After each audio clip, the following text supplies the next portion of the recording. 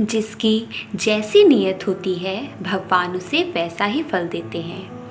एक बार भगवान नारायण और माता लक्ष्मी लोगों की परीक्षा लेने के लिए ठंड के मौसम में मूसलाधार बरसाती हुई संध्या में अत्यंत वृद्ध स्त्री और पुरुष का रूप धारण करके पृथ्वीलोक में आए। नगर के एक धनी सेठ के द्वार पर जाकर वे फाटक खटखटाने लगे। दरवाज़ा खोलकर सेठ जी ने जब उन्हें देखा तो बिगड़ कर बोला, अरे कीचड़ सने पैरों से सारे दलान में मिट्टी फैला दी, भागो यहाँ से।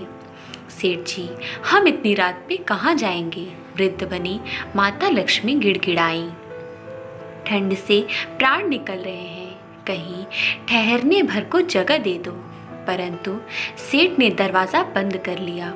उन दोनों को प्रकाश में सेठ के महल के पास ही एक टूटा फूटा सा घर दिखाई पड़ा। उसके टूटे किवाड़ से दिए के प्रकाश की एक किरण दिखाई पड़ी।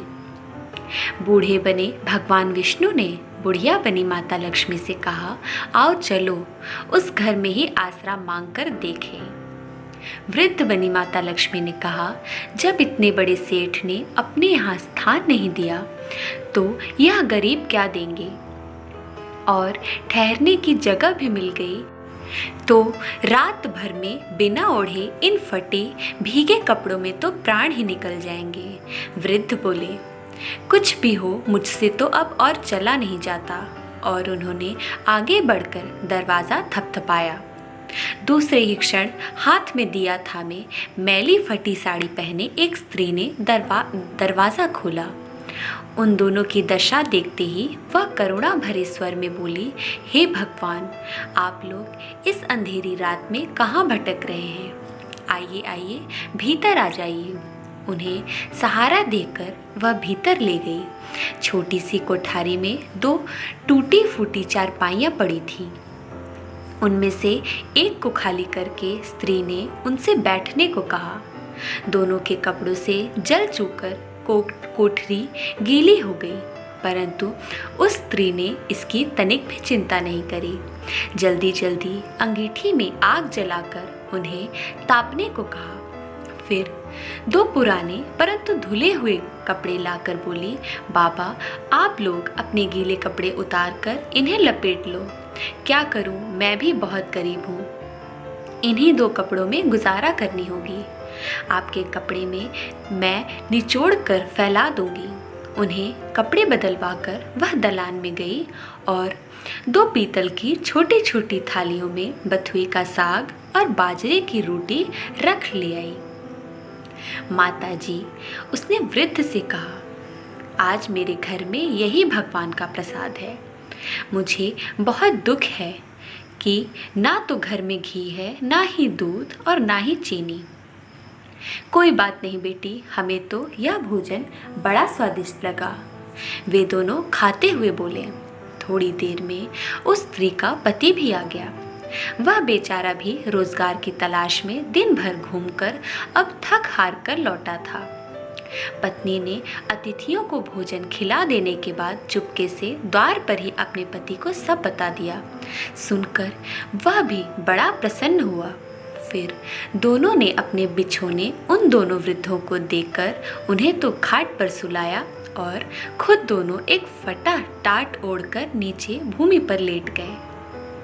प्रातःकाल ही जब बारिश बंद हुई तो वह बुजुर्ग जाने लगे। स्त्री ने उन्हें हाथ जोड़कर सूरज निकलने तक रोका। फिर घर में जो कुछ चने पड़े थे उन्हें पीसकर आटा गूंथकर रोटियां बनाकर उनके लिए बांध दिया और बोली, माता, हम निर्धन हैं, इसीलिए जैसी सेवा करनी चाहिए थी वैसी कर ना सकी। आशा है आप क्षमा करेंगी। वृद्ध बनी माता लक्ष्मी ने उन्हें उत्तर दिया, बेटी, हम गरीबों की जो सेवा तुमने की उसका फल तुम्हें भगवान देंगे। आज तू जो चीज़ छुएगी वह दिन भर खाली न होगी। वे लोग चले गए तो स्त्री को अपनी बथुए की हांडी को साफ करने की याद आई। रसोई में जाकर उसने हांडी उठाया तो देखकर आश्चर्य से भर उठी। उस हांडी में अशर्फियाँ भरी हुई थीं। जब जब उसने उसे पलट कर रखा तो वह दोबारा भर गई। वह उन्हें उठाकर रखती और हांडी में दूसरी भर जाती। दिन भर में उसकी कोठरी अशर्फियों से भर गई। बस फिर तो उसके पति ने उन्हें उन अशर्फियों को बेचकर बढ़िया मकान ले लिया। एक कपड़े की दुकान खोली, घोड़ा गाड़ी खरीद ली और वे सुखपूर्वक रहने लगे। उस सेठ को जब यह समाचार मिला कि उसके निर्धन पड़ोसी एक रात में ही अमीर हो गए तो उसने उस स्त्री तथा उसके पति को बुलाकर कारण पूछा। स्त्री ने सरलतापूर्वक सब कथा सुना दी।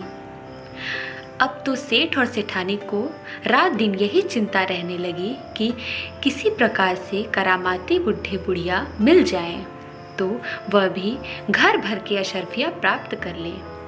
देवता तो मनुष्य के हृदय की बात जान ही लेते हैं। बस फिर क्या था, एक रात बहुत जोरों की बारिश हो रही थी और ओले भी पड़ रहे थे तो वही बुढ़ी बुढ़िया फिर उसी सेठ के द्वार पर पहुंचे।